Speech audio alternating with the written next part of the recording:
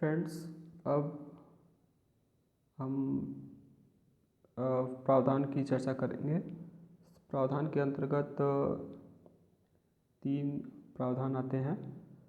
संवैधानिक प्रावधान constitutional body, असंवैधानिक प्रावधान अनकॉन्स्टिट्यूशनल बॉडी और गैर संवैधानिक प्रावधान यानी कि नॉन कॉन्स्टिट्यूशनल बॉडी। फ्रेंड्स, ये टॉपिक प्रीलिम्स की दृष्टि से बहुत ही इम्पोर्टेंट है। सो फ्रेंड्स, इस टॉपिक को भी केयरफुल आप लोग अच्छे से पढ़िए।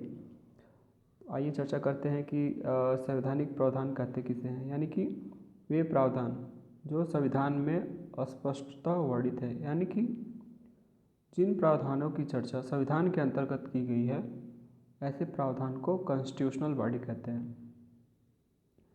और उदाहरण के तौर पर यूपीएससी यानी कि union public service commission, PM-CM, ये जितने भी प्रावधान हैं, ये सारे प्रावधान कॉन्स्टिट्यूशनल बॉडी के अंतर्गत आते हैं। अब हम बात करेंगे कि असंवैधानिक प्रावधान यानी कि अनकॉन्स्टिट्यूशनल बॉडी। सो फ्रेंड्स, वे प्रावधान जो संविधान में वर्णित नहीं हैं और संविधान के विरुद्ध हैं, यानी कि जिसको नल एंड वॉइड, शून्य या अमान्य घोषित कर दिया गया है, जैसे उग्रवाद। ऐसे प्रावधान अनकॉन्स्टिट्यूशनल बॉडी के अंतर्गत आते हैं, यानी कि जिस प्रावधानों का वर्णन संविधान में नहीं है लेकिन और वो संविधान के विरुद्ध हैं, ऐसे बॉडी को अनकॉन्स्टिट्यूशनल बॉडी कहते हैं।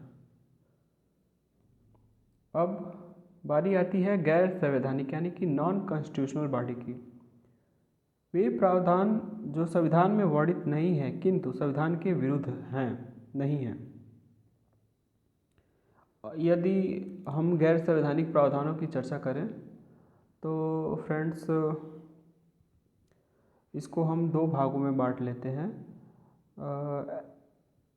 ऐसे संवैधानिक प्रावधान जो कार्यकारी आदेश द्वारा या कार्यकारी प्रस्ताव द्वारा मंत्रिमंडल प्रस्ताव द्वारा स्वीकृत हो, तो ऐसे प्रावधान को गैर संवैधानिक प्रावधान बोला जाता है, जैसे नीति आयोग। फ्रेंड्स, ये टॉपिक यूपीएससी में एक बार पूछा जा चुका है, सो केयरफुली ये अगले आगामी जो एग्ज़ाम है इसके लिए इम्पोर्टेंट हो सकता है। अब बारी आती है संवैधिक यानी कि स्टैट्यूटरी बॉडी, यानी कि विधि द्वारा निर्मित प्रावधान। ऐसे प्रावधान जो विधि द्वारा निर्मित हैं, जैसे एनएचआरसी यानी कि ह्यूमन राइट कमीशन, सीबीसी।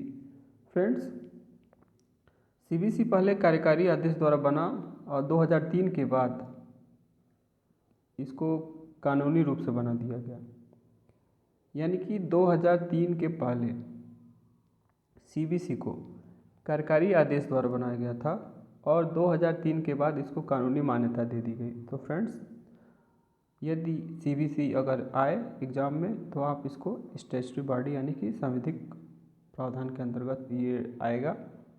फिर उसके बाद सीआईसी, लोकपाल, ये जितने भी ये एग्जाम्पल हैं, ये सारे एग्जाम्पल संवैधिक प्रावधान के अंतर्गत आते हैं। सो फ्रेंड्स,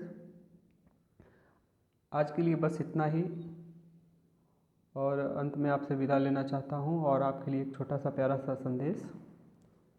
यदि यह वीडियो आपको अच्छा लगे तो फ्रेंड्स, आप इसको अधिक से अधिक लोगों तक पहुँचाइए और जो भी क्वेरीज हैं आप हमसे पूछ सकते हैं और मैं आपके प्रत्येक प्रश्नों का उत्तर देने का हर संभावित कोशिश करूँगा। Friends, be alert, be careful.